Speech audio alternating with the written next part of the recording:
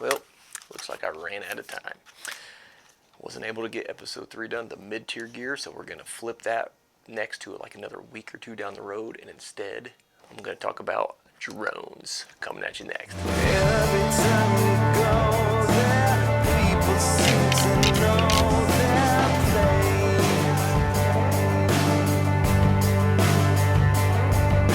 Some of them would call you, hey, I think I know your face. Could be anyone there.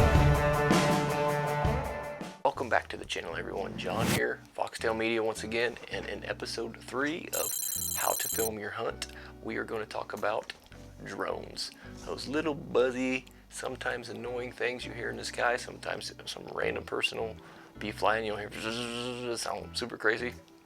Drones. Everybody's using them. If you don't have them, you might want to consider getting one. It'll definitely level up your game. So let's first talk about a drone. There are tons of different styles of drones out there. DJI is the most common type of drone. They make minis, they make Mavic Airs, they make Mavic Pros, they make Mavic whatever. There's just a ton of different drones, and there's options for every person, from entry-level options all the way to high film producers who just want to spend $10,000-$20,000 on a drone. But they do add value to your content, so it's something you might want to consider looking into. So if you got a drone and you got a business, you may want to consider getting your drone Part 107 license. It's going to help protect you from getting those unwanted tickets. If you enter into an unauthorized airspace, you may get a ticket.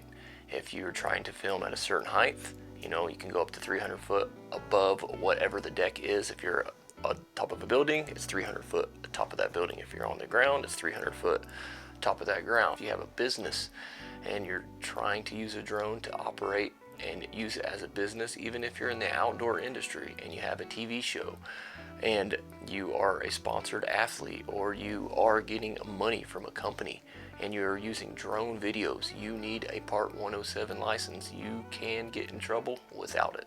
There's a lot of free tools on the internet to help you out with that Part 107, how to study, a bunch of study guides you can buy. I think Drone Boss makes one that you can look up. There's a study guide he offers, I think it's 20 bucks or something like that. But there's also a lot of sites online for free. There's sites online that you can pay for that will help you study for the test to get your Part 107. So just take a minute, look into that. It may save your butt in the back end. Well, let's just hop right into how to use a drone for hunting. What should you be using a drone for? Well, a drone is a great way to set the scene, basically. You don't want to have too many drone shots. You want to have one at the beginning to set your scene where you're going to be, one in the middle if you're changing, a location or whatever. You may want to have a new scene set, and sometimes you want to close with one at the end. Sometimes it's good to use all three. Sometimes it's not good. Sometimes it's just too many. It's up to you as a creator to depend on what kind of style you want to put out there and how you want to use your drone shots. But for me, the best bang for your buck are going to be those establishing scene shots that you can get with drones. You can shoot a drone from just high, and you can see the whole landscape, and you could shoot it straight down, and you can see like tops of trees. If you're in a really thick pine grove, especially those when you go bear hunting up north and stuff like that in Canada, those shots are like cinematic money B-roll shots, especially if they're facing down as you're flying over the top of the trees. But that sets the scene. People know where you're at. Same thing when you have it, just horizontally and you're just flying straight into the sun, or you're flying whatever just to the side. As long as you can see the landscape and you're pretty wide, that's basically what a drone's for. It's, there's some other tricks and tips I'll teach you here in a second when it comes to drones, but that is the main, proponent of a drone. That's what you want to be using. You want it to be your scene setter, your scene identifier. You want to set the scene, and then you want to cut from that huge vast sky drone shot into some medium or tight shot of the subject or of whomever you're filming, or whatever scene you want to transition to get to the subject. So what are the pros? What are the cons of drones? Here we go. Well, I always like to give you the bad news first. So the cons are, once again, a lot of people overuse them. Drones are a tool. They're not your main camera rig. You want to use it as minimal as possible, but with enough footage that you will set the scene. You don't need 20 seconds of drone footage. You don't need a minute of drone footage. You just need, 5 to 10 seconds max, in my opinion, of a drone footage, especially if you're filming outdoor programs. Now, if you're filming stories, if you're making a story, you can get away with a lot more drone work to set, how epic the scene is, the place that you're at. But if you're filming for outdoor TV, or if you're filming for a web show, you don't need a ton of drone footage. You just need those extra shots that convey where you're at in the scene. Another negative point is the battery life. Some drones are better at battery life than others. I have a Mavic Air 2. The battery life on it's pretty dang good. I tend to not need more than one battery. You can buy the combo kits that have other accessories and additional batteries, but I don't think you need them. As a matter of fact, I tell people often not to buy those extra batteries, because when you have extra batteries, all you're doing is spending more time in the air. You're trying to get more drone shots. You want to lay out a plan in your head. You want to visualize wherever you're at, and you want to execute that shot. And if it takes a couple batteries, then it takes a couple batteries. But with time and practice, you should be able to get it done and still have 30-40% battery life left, in my opinion. Another con to some drones is people often don't use filters. Now, my drone, for instance, has a filter on it. This is a variable ND filter on my drone, and I got it from Moment, I believe is who I bought it off of. Moment makes different variable NDs for your drones, and a lot of people don't use them. And when you go to color correct them, often the footage looks terrible. It's all blown out, especially if you're flying during the middle of the day.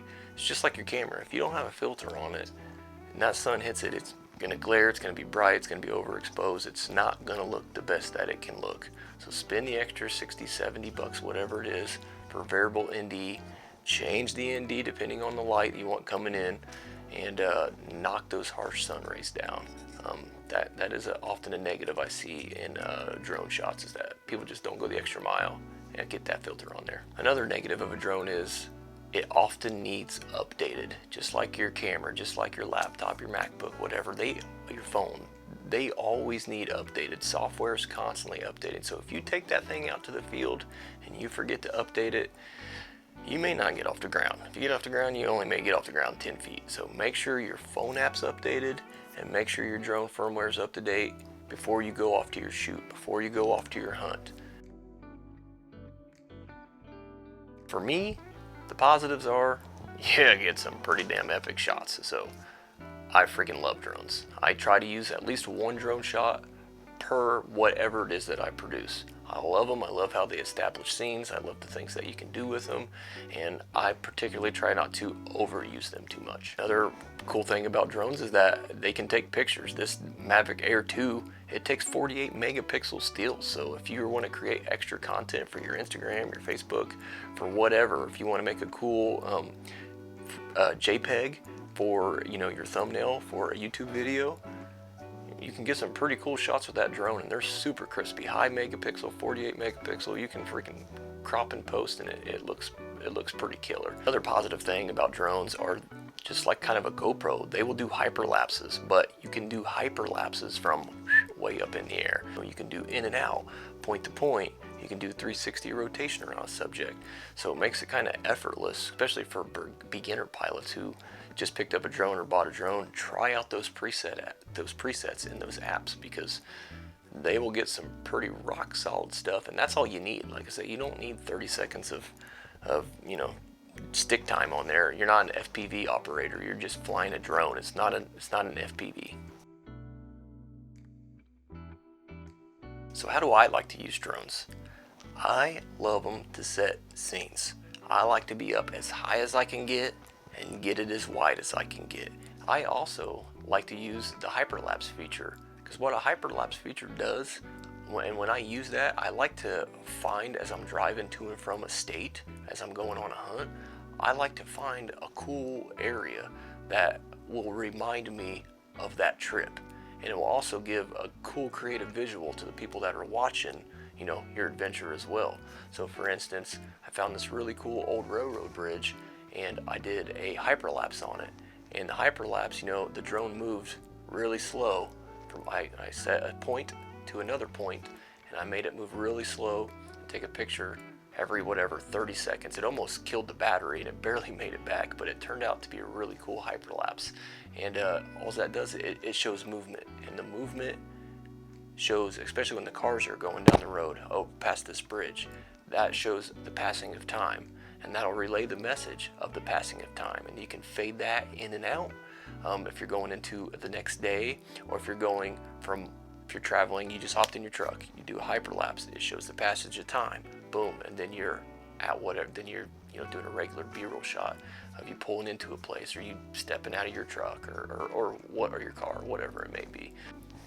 So my favorite ways to end episodes is by doing a push out with a drone. You can either have a drone kind of hovering overhead and let it lift up really slow, and then you have that cool over the head shot where maybe you have a buck, you know, you're checking out his antlers, you're just sitting there, you know, you're doing the normal twisty turn thing with the antlers, and you have the drone going away, and that's all you see is you see the drone aimed down, the camera's aimed down, and it's just pushing out, pulling up. It looks pretty cool. Or if you have it in the back of a side-by-side, I've done a shot like that before at Illinois Backwoods Outfitters, where after I shot my buck, you know, I had the guide have the buck in the back, and I was in the truck behind him, and I just had the drone. Poop, the drone followed the guide with the buck in the back of the side-by-side, and it looked really cool. And then I just slowly tilted the camera up, boom, to the horizon, fade to black. You're driving through St. Louis, hit the arch, you know, just, you know, those iconic spots. Try to set the extra time, hit those iconic spots. If there's a cool bridge going over the Ohio River or Mississippi River or wherever you're at, stop and film those. If there's a barge going down, hit that freaking barge with a drone shot from way up in the air, and you know, you'll see the bridge, and then you can cut to yourself driving across the bridge if you happen to film that. You know, it's just a little bit of planning ahead, but those are just some creative ideas that you can use with a drone. I particularly always like to use the drone as a setup shot. I'm always cutting to and from something. I'm just typically not shooting a drone shot to be shooting a drone shot. I always have 1 to 2 steps ahead that I'm thinking of. I have drone shots of some woods I was hunting out of state, in a different state, and I know that I'm gonna fly the drone over a specific area, and then I'm gonna cut to a medium shot of me in the tree or me at the truck. You always want to think ahead. You just don't always want to shoot drone shots to shoot drone shots. There has to be a reason. It needs to be leading you somewhere. It needs to be establishing something. Those are 2 main components of how I use: establish, lead, third would be close. Those are the best 3 tips I can give you for drones. So those are my best tips really for using a drone.